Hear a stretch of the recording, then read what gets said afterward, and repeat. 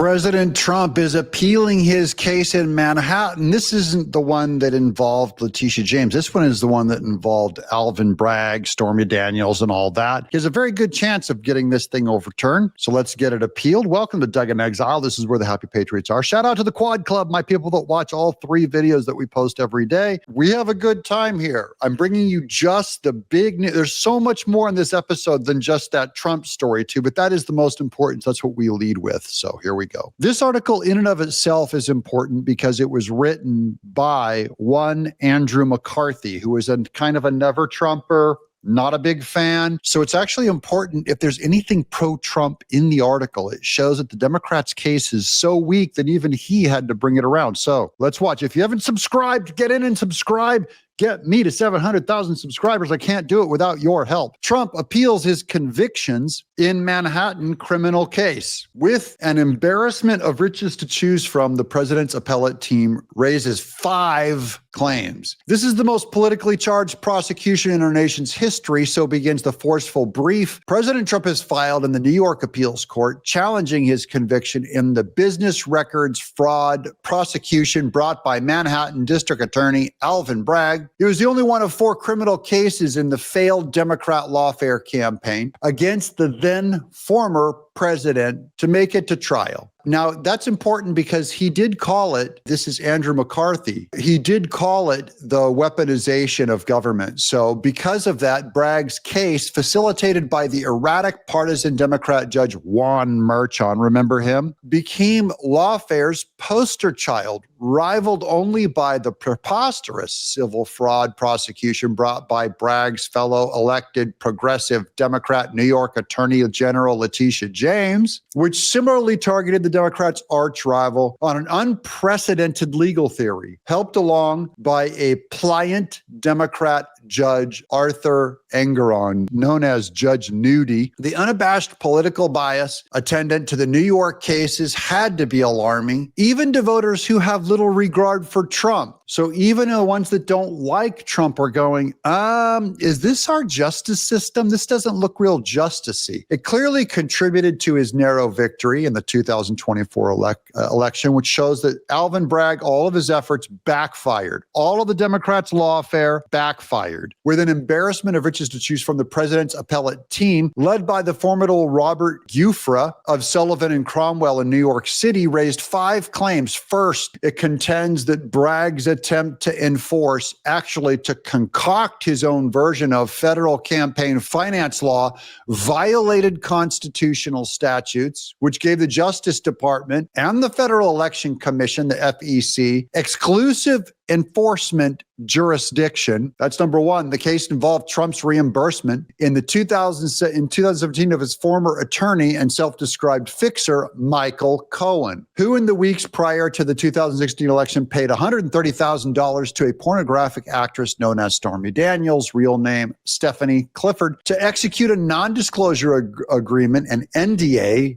Daniels claimed had a fling with Trump in 2006, 20 years ago, and had threatened to go public about it during the campaign. Trump denies the liaison, not very credibly. That's, again, a matter of opinion. I'm fine with that. Trump reimbursed Cohen in monthly installments beginning in February of 2017 and running through the end of the year. In other words, Trump's first year of presidency. Now, the case itself said, look, there's a lot of other reasons besides electoral manipulation to pay off a Stormy Daniels. It could be that Trump wanted to protect Melania Trump, even if it was true. And even if it was false, it might have been easier to pay that kind of money than to have to explain himself to his wife. In connection with each installment, Cohen wrote an invoice. Trump or someone else in the Trump organization wrote a check to cover the invoice, and a book entry was made, which is more than the paperwork that they ever did on Biden's auto pen scandal. They're supposed to also make a book entry every time he makes a pardon, and they use the auto pen, which they didn't do. Now, that to me is far more a threat to our great countries and our institutions than Trump hanging out with a porn star. Again, I'm not saying I know anything, whether if he's innocent or guilty on that. That's not what he's being tried for. It is the accounting of that thing that he's being unfairly tried for. Bragg Alvin Bragg, factitiously claimed that the book entries were fraudulent because though Trump was paying a lawyer who was still acting as his lawyer, the transaction was the repayment of a debt,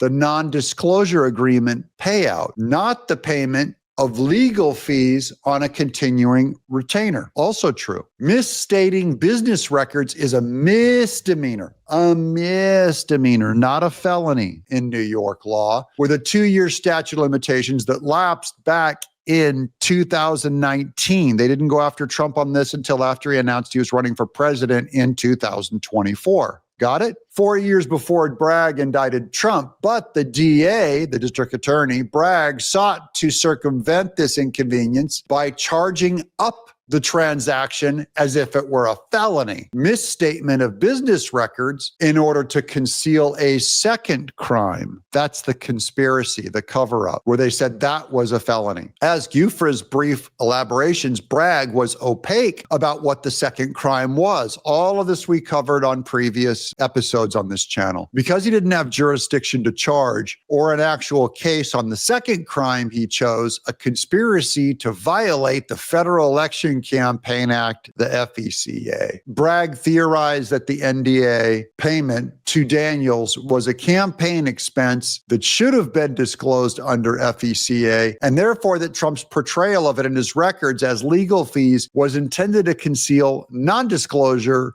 defrauding the voters. That is a ridiculous stretching of the law. This will not hold, I predict, but you never know in Manhattan. Let's find out if they appeal it and want to straighten out their jury, their court system. We've got a lot more show to go, but first I'm taking this time to thank our sponsor, Chapter. Medicare annual enrollment goes through December 7th. This is when you select your Medicare plan for 2026. Your response to this channel has clogged the phones over at Chapter, and I love it. But don't take my word for it. Listen to this from one of you, posted above. Thanks for having Chapter as a sponsor, Doug. They are happy to help we seniors and veterans. That's how great of a company they are. Drew, one of the workers over at Chapter, saved me $900 a year with a plan that is wildly better. That's my kind of guys that I like saving you guys $900 a year. Chapter and I are trying to help you. That's what's different about other sponsors of this show. But we can't help you if you don't call, so get at it. 631-961-8696 to speak with my trusted partner, Chapter. That number is linked in the description and the first pinned comment. You guys know the drill. Give it a call, 631-961-8696. And now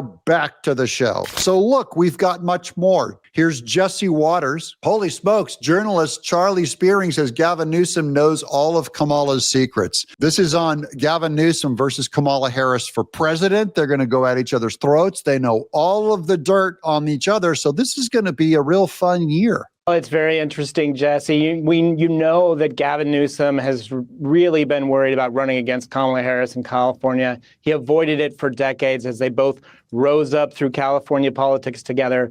But this time, Gavin's not going to stand down. I'm told by Democratic strategists that he thinks that she had her turn and now he's ready to get on board. But wow, they both say, like, it's going to be an ugly fight if they get into the race together. Good. This is going to be some good entertainment, guys. I should have led with this one. Gavin Newsom versus Kamala Harris, revealing each other's dirty oppositional secrets is going to be very good. Why? Because they're both guilty. They're both terrible for the presidency. They're both terrible for the country. And I'm for taking them down by telling the truth about both of their pasts. They've both had affairs. They've both slept their way to the top. They're both duplicitous. They're both empty. They both talk with their hands and do the hand salad. This is going to be a great year, shredding these two frauds. And meanwhile, I think it's just going to make Bernie Sanders and AOC and Mamdani and those radicals out of New York look even better. And by the way, this goes against the Democrat winning strategy. The only time they've had a winning strategy has been trying to go through the South or the middle of America, even Barack Obama through Chicago. They need someone from the middle, not New York and not California psychos. Both know each other's secrets. They were both proteges of Willie Brown,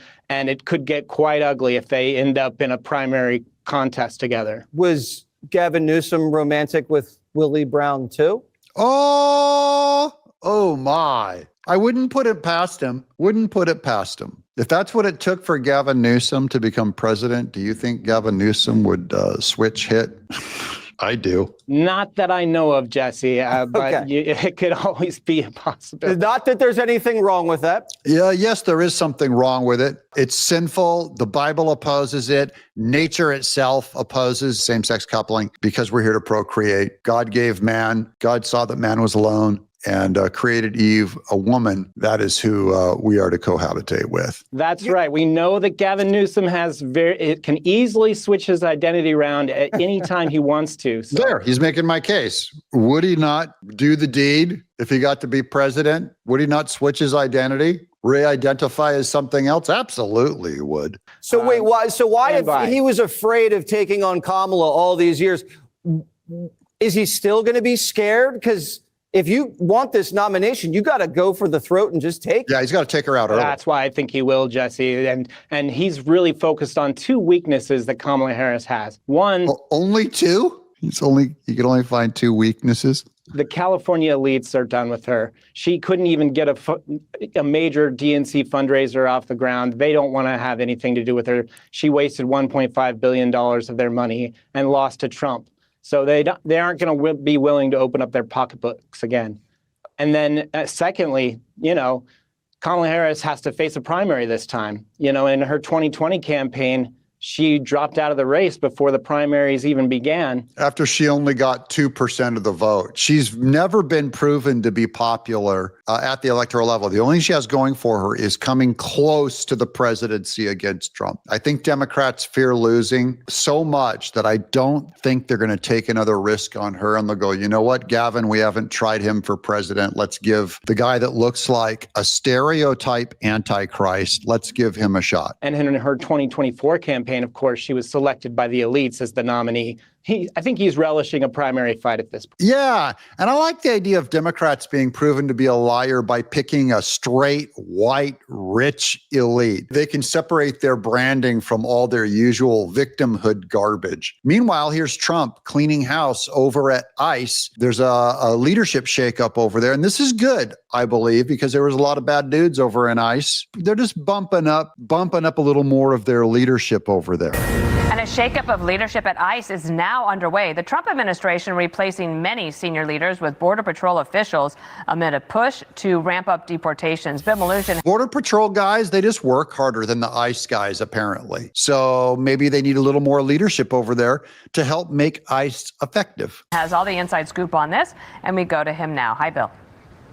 Dana, good morning to you. So this is a massive overhaul of ICE leadership. I'm told by 4 senior DHS officials that they're removing up to 12 ICE chiefs from around the country from their positions and reassigning them. I'm told this is a move spearheaded by Corey Lewandowski, and it's all in an effort to boost deportation numbers, which are already at more than 500,000 since President Trump took office. It was something like 200,000 applicants to ICE, and now they've got to supercharge them in these major cities. There's Portland, Denver, Los Angeles, San Diego, Phoenix, El Paso. Those are the southern states, of course, New Orleans and Philadelphia. I think with this leadership change going and replacing them with more Border Patrol agents, putting them in leadership in ICE, I think we're just going to get higher numbers, and that's what Trump is after. So it's not a big scandal or anything, but it does go to show that we're different than Democrats and that we will correct our own. Democrats don't do that kind of thing where there's some kind of a bloodbath in leadership. They'll keep protecting their weakness. Even their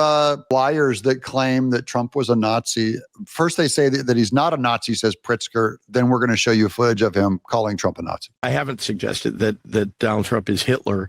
I wouldn't say I don't think any Democrat has. I actually, and I think it's a smear that they project back on to critics. This is called gaslighting. This is, for those of you who aren't sure about the actual definition of gaslighting, this is when they blame you for when you go like, hey, they call us Nazis all the time and call us Hitler. And they go, they try and impugn your motive and your character going, you're lying. I don't know of any Democrat that would say such a thing. We've got to talk about like what it means when you're running for president or you're running for one of these higher offices and you go out there and you talk about beating people up. You go out there and you say things like, I could shoot somebody in the middle of the street in New York and I could still win. We got to talk about like that. That is next level. Me disagreeing with you, me calling you, I want to be Hitler. All those things are like not necessarily saying go out and hurt somebody. One other thing that you'll see next week, Caitlin, is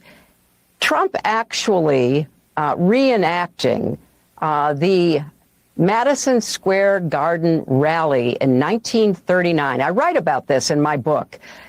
President Franklin Roosevelt was appalled that neo-Nazis, fascists in America were lining up to essentially pledge their support for the kind of government that they were seeing in Germany. What a filthy, rotten hag, Hillary Clinton. From John Kelly's words, that Donald Trump is someone who, I quote, certainly falls into the general definition of fascist. Where one side stands for freedom while the other meets the textbook definition of fascism, namely a far-right dictatorial regime like Hitler's Germany or Franco's Spain. I like how they have to show pictures of Hitler and Franco in Spain. Just in case you didn't know, they're going to MSNBC. They know their audience is so dumb. They're going, look, here's a picture. Mussolini's Italy, but also white-ruled South Africa. And to be praising Adolf Hitler is dangerous, and it's also disgusting. Oh, Karine Jean-Pierre who are you wearing? Pepto-Bismol. There's more here from, this is on the popularity of the shutdown, how it's not sticking to Republicans. It is very much sticking to Democrats. We're winning. The most important political issue right now is the shutdown. Who gets blamed for it? Because if Trump got blamed for it, it could put him in trouble for 2026. Instead, we're going to be able to run on this against the Democrats for quite a while. Starting with Republicans, how has the shutdown seemed to have affected their political standing? Yeah, you might think, given that the Republicans are in charge of both the House and the Senate, that a government shutdown might actually hurt the Republican brand. But in fact, it hasn't. If anything, it's been helped a little bit. Take a look here, the shift in net popularity versus pre-shutdown.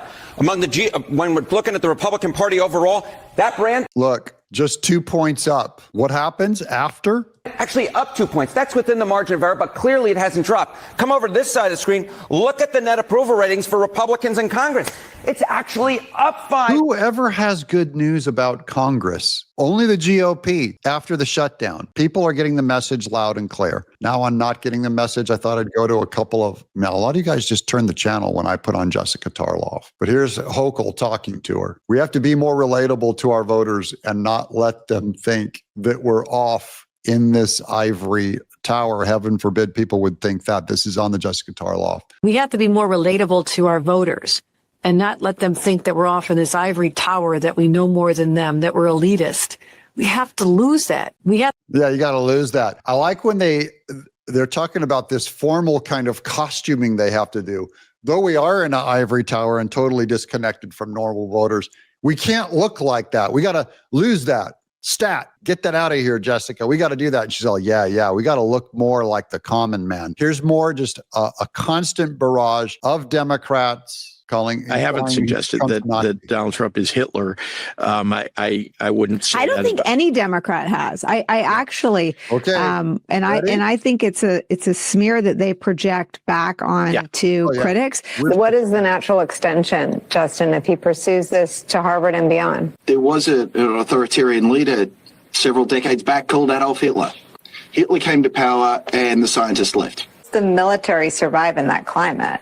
In the same way that it happened in Russia with Stalin, the same way it happened with Hitler, eventually you get generals and admirals that are in there that only tell the leader what he or she wants to hear. To the extent that the rule of law and an assault on the rule of law was an obscure, intangible thing, we're now seeing it in action. If you look back in history, you can see very similar parallels that took place in other countries that really went down that authoritarian road, including in pre-World War II Nazi Germany, when Hitler and Nazi officials basically took over Frankfurt University, which was... Man, I hate that voice. Oh, I'm an intellectual. How did this guy ever have a state job? How did he ever run anything, in charge of anything? John Brennan. We're going to end on a little fun. Stephen A. Smith, we always have fun with him, but especially when he shreds Michelle and Barack Obama. I respectfully disagreed and still remain pretty salty about what you said. Yeah. About us. And I feel even more adamant about what your husband, Barack Obama, said when he talked to those men in Pittsburgh and implied that to not vote for Kamala is because we're engaging in some sort of misogyny. That's important for black voters to remember. Barack Obama came out and said that you only didn't vote for Kamala Harris, not because she's a slobbering imbecile, but because you hate women. Black men, you know, we all know you all have a problem with women. There are issues that matter to every American citizen, and it sort of blackmail us emotionally into trying to compel us to vote one way. Oh, did you hear that? You get it? Blackmail. He's talking about black males being blackmailed. Or another. Is part of what won Trump the election. We're going to win again, too. Just on Democrats committing suicide on the platform. They have no platform. None of these are talking about values, things that stick with the American voter. Gavin Newsom is going to go after Kamala Harris. They're just going to spread dirt all over each other. They're not going to talk about how great their campaign is, how great their value is, how they have new winning ideas for Americans. Mom Donnie doing rent control out of New York and just promoting socialism and attacking businesses. That idea is not going to fly with the American people. The Democrats have nothing. They still have nothing. They're going to run on the same racism, sexism, transphobia, Islamophobia. They're going to call you names. They're going to call Trump Hitler. That's not a platform. And that's good news for you and me and good news for the country, because I just never want them anywhere near power ever again. That's why we never put an X next to a Democrat. But we do subscribe to this channel. I'm Doug in Exile.